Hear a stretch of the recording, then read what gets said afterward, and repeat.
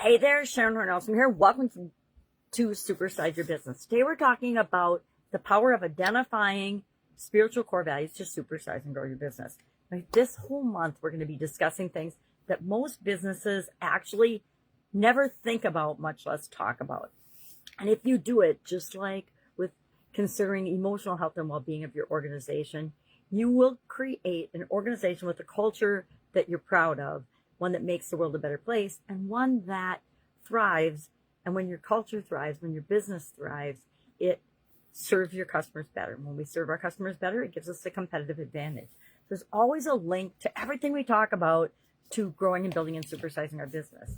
So spiritual core values are core values that have to do with something bigger than just our business, something outside of us, something bigger than us. For example, making the world a better place. One of my core values is that every one of us, every business, everything we do should positively contribute to the world and to make the world a better place. Now, how we do that is different for each and every one of us. Me, being a grandma and a good grandma to my granddaughters, I consider making the world a better place. Why? Because we're creating awesome little human beings that will, in turn, make the world a better place. That's on a personal level, of course. Business-wise, I think that we can set the example for the rest of the world and other businesses by doing things in a way that's in alignment with our spiritual core values. Now, first and foremost, you have to identify what they are for your group, for your organization, for your business. Most people, like I said, will never do this. It's not that hard. You sit down, you think about it, you pay attention to how you want to show up in the world, how you want to engage with your customers, the energy and the spirit that you want your business and your organization to actually exude into the environment and into the world, and to be an example, shining example of possibility for others and for the world. Some of my personal core values around spirituality, especially with respect to our business, are, of course, to make the world a better place. I talk about it a lot.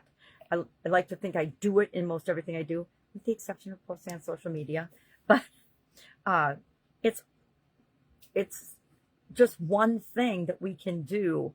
And by being ethical, by being moral and having morals and values built into our organization, we not only make better decisions, quicker, faster, easier decisions inside our business, but we serve the people that we're here to serve better. Service is a very spiritual thing.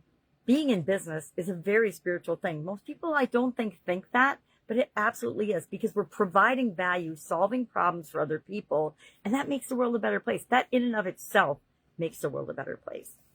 And if we're doing it at a fair and value-based pricing situation, we're not gouging people and just making a lot of money. And then again, money people consider spiritual. So it's such an individual way of looking at the world and looking at things, but it really does give us a competitive advantage. So today, think about, what are your organization's top 3 spiritual core values? What are the 3 things that you will not go against? What are the things that you stand for? You draw that line in the sand and you will not go below it. You will not follow that commitment to yourself and your organization. Mine is, I have other beliefs too, or not just beliefs, they're core values to me.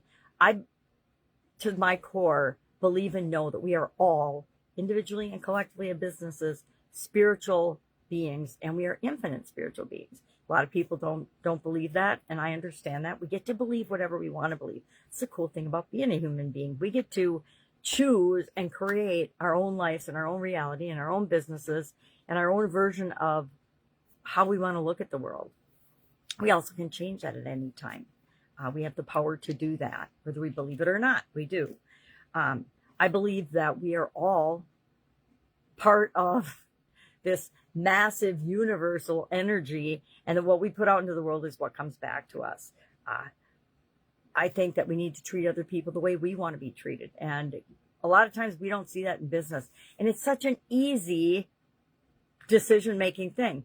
If you're in customer service and you're treating somebody the way you would not want to be treated, like if you're just talking to them in a way that you would never want to be talked to, then that's a cutoff and a wake-up point to say, oh my gosh, I am not treating somebody the way I want to be treated. And that's not how I want to show up in the world. It makes it really easy to determine and actually grade ourselves on how we're showing up in the world. All right, so what are we doing today? We're going to identify at least 3 spiritual related core values that are important to us, I'd say to us, because we need to know what they are for us, but also to our organization. It usually has something to do with how we treat other people, especially our customers. It usually has something to do with how we show up in the world, how we make decisions, etc. So if you need any help with this, some mornings I don't think I'm explaining things really, really well. But we've talked about core values in each of the other areas and aspects of our life framework so far. So I think we understand how to go about identifying our core values. And if you don't know, go Google it. Spiritual core values, or businesses' spiritual core values, or any way you want to phrase it. And believe me, with AI and Google and all the search engines, you will get inundated with information. And it's pretty easy to just go through someone else's list and say, yeah, that applies to us. No, that totally doesn't apply to us. Yeah, that applies to us. No, it doesn't apply to us. And then work from there. I find that it's often easy to work from another source when I'm creating something new. Now, I've done my core value exercise literally hundreds of times for myself and with other people.